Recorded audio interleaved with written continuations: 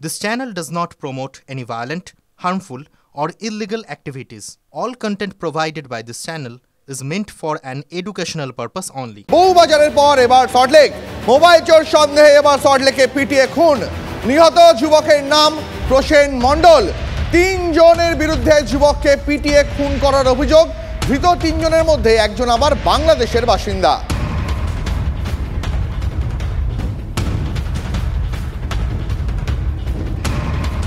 আমাদের সঙ্গে এই মুহূর্তে রয়েছেন আমার সহকর্মী সুশোভন। সুশোভনের কাছে চলে যাব। সুশোভন, শহর কলকাতায় সল্টলেকের বুকে পিটিয়ে খুন করার অভিযোগ, এখনো পর্যন্ত আর কি কি আপডেট রয়েছে? দেখো, 3 জনকে গ্রেপ্তার করা হয়েছে। একদিকে যেমন খুনের মামলা রুজু করা হয়েছে, অন্যদিকে ভারতীয় দণ্ডবিধি 34 অর্থাৎ ষড়যন্ত্রের যে ধারা তাও কিন্তু রুজু করা হয়েছে। কিন্তু যেটা তদন্তকারীরা কার্যত অবাক হয়ে গেছেন, তারা এখনো পর্যন্ত বুঝে উঠতে পারছেন না যে একজন ব্যক্তিকে মারধরের পরেও দীর্ঘ সময় কেন ফেলে রাখা হলো।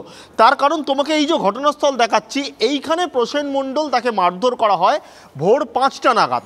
আর যখন স্থানীয়রা জানাজানি করেন, যখন চলে আসেন, তখন বাজে ঘড়ির কাঁটায় প্রায় 8:30 থেকে 9টা, অর্থাৎ প্রায় যে 3.5 ঘন্টা থেকে 4 ঘন্টা সে কিন্তু এখানেই পড়েছিল।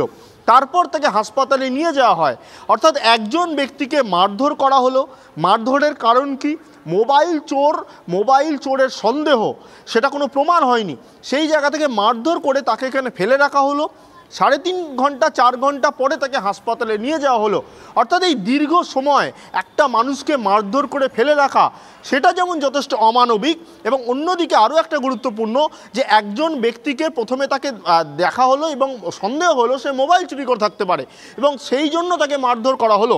এবং যারা মারধর করেছে একেবারে তাদের স্থানীয়রা, তারা বলছে আজকে সকালে তার মোবাইল চুরি। ঠিক সুশোভন, এখানেই তোমাকে একটু থামাচ্ছি, কারণ স্থানীয়রা তারা কি বলেছেন এই ঘটনায় শোনাবো একবার দর্শকদের। ফোনটা চুরি করার জন্য বলছে, ফোন আমি নিয়েছি, আমার নেশা করি তো। তারপরে ফোনটা বলছে আমি রেখেছি, আমার মনে নেই।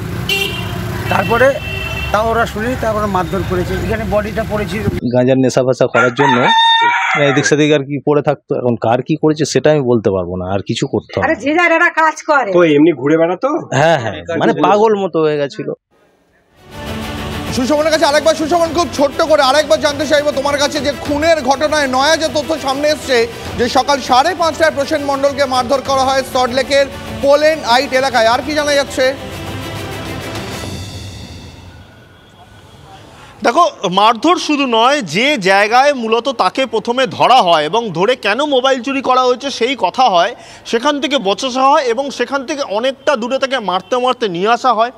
মাটিতে সে যখন পড়ে যায় তাকে মারধর করা হয়। তারপর সেই জায়গা থেকে সবাই চলে যায়। যখন স্থানীয়রা জানাজানি করেন যে একজন ব্যক্তি অচৈতন্য অবস্থায় পড়ে রয়েছেন, তখন কিন্তু তাকে হাসপাতালে নিয়ে যাওয়া হয়, যেই সময়টা মারধর থেকে প্রায় 3.5 ঘন্টা 4 ঘন্টা।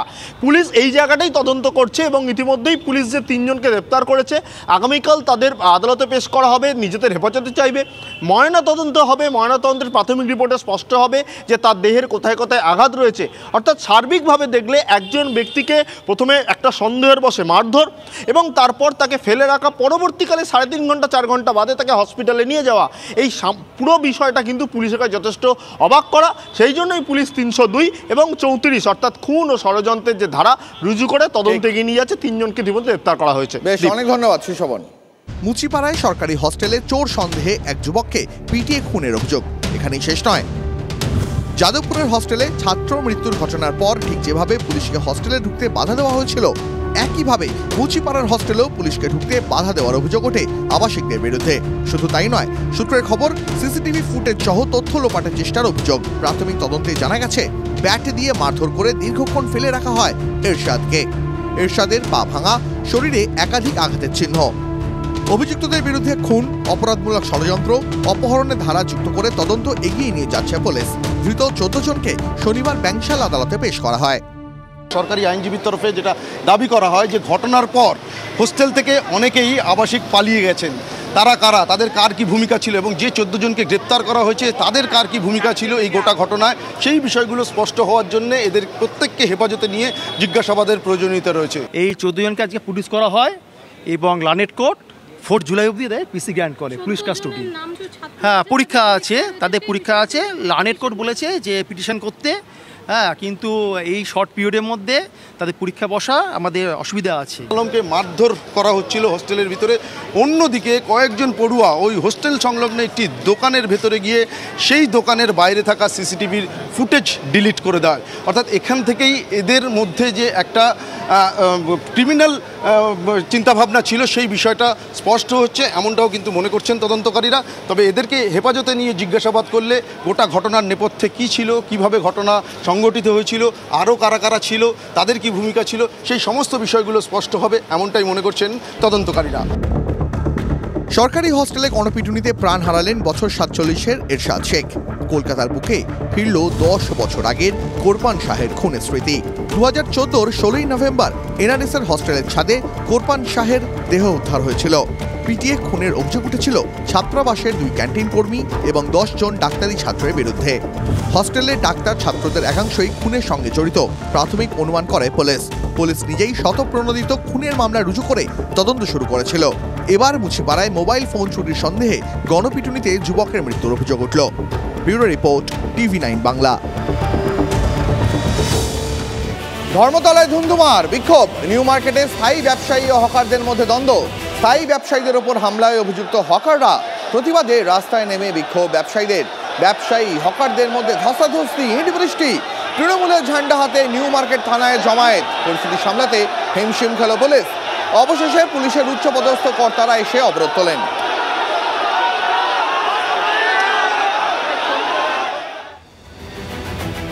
আচ্ছা, সাপে নেউলে কি বন্ধু হতে পারে বলুন তো? এই মুহূর্তে বাংলায় তৃণমূল বিজেপি কি হাত মেলাতে পারে? কিন্তু কথায় বলে না যে রাজনীতিতে কোনো কিছুই অসম্ভব নয়। 1998-তে এনডিএর ছাতার তলায় ছিল তৃণমূল কংগ্রেস। এখন অবশ্য তাদের মধ্যে আদায় কাঁচকলার সম্পর্ক। তবে এই বাংলাতেই তৃণমূল স্তরে নজির গড়ে ফেলেছেন 2 দলের পঞ্চায়েত সদস্যরা। তাও আবার দুর্নীতির প্রশ্নে এক কাট্টা 2 দল। না, কোনো হেয়ালি করছি না। এই বাংলার নদিয়ার নাটনা পঞ্চায়েতের সত্যি নজিরবিহীন ঘটনা ঘটে গেল। দেখুন, 23-এর পঞ্চায়েত ভোটে নদিয়ার নাটনা গ্রাম পঞ্চায়েত দখল করে বিজেপি।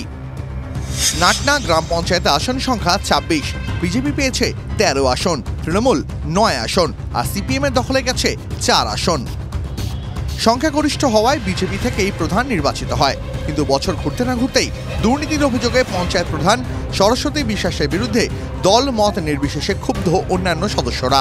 প্রধানের বিরুদ্ধে তৃণমূল বিজেপি জোট বেঁধে বিক্ষোভও দেখিয়েছে। পঞ্চায়েত অফিসে প্রধানকে আটকে তালা ঝুলিয়ে দেওয়া হয়। প্রধানের বিরুদ্ধে অনাস্থা প্রস্তাব আনতে চাইছেন পঞ্চায়েত সদস্যরা। সাংগঠনিক দায়িত্বে যদি কাজ আসে তাহলে সাংগঠনিক কাজ করে নিতে, আমরা এই দুর্নীতির সঙ্গে যুক্ত হবো না, এই কাজ আমরা করবো না। এরপরে যখন সভা ডাকবে আমরা সেই সভায় উপস্থিত থাকবো, কিন্তু আমরা কোনো কর্ম করবো না। সেটাই আমরা আজকে করেছি। আগের যে মিটিংয়ে যে কাজগুলো হয়েছে সেই কাজগুলো আমাদের না জানিয়ে প্রধান নিজের ইচ্ছামতো করেছে। কিছু ওনার গুন্ডা বাহিনী আছে, তাদের দিয়ে কিছু তোলাবাজি করেছে। যদিও প্রধানের পাল্টা দাবি, তৃণমূলের সঙ্গে হাত মিলিয়ে পঞ্চায়েত অচল করতে চাইছেন তাঁর দলের সদস্যরা।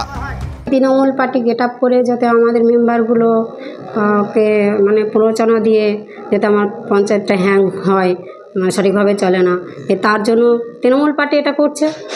খবর পেয়ে ঘটনাস্থলে পৌঁছয় সমষ্টি উন্নয়ন আধিকারিক এবং তেহট্ট থানার পুলিশ। উভয় পক্ষের মধ্যে আলোচনা করলে ঘেরাও মুক্ত হন প্রধান। নদিয়া থেকে মহাদেব কুণ্ডুর রিপোর্ট, TV9 Bangla. Raiganj medical college কাণ্ডে আত্মসমর্পণ করলেন জেলা মহিলা তৃণমূল সভানেত্রী। জুনিয়র ডাক্তারদের মারধরের ঘটনায় রায়গঞ্জ CJM আদালতে আত্মসমর্পণ করলেন অভিযুক্ত উত্তর দিনাজপুরের জেলা মহিলা তৃণমূল কংগ্রেস সভানেত্রী চৈতালি ঘোষ সাহা। বিচারক তাঁর জামিন মঞ্জুর করলেন।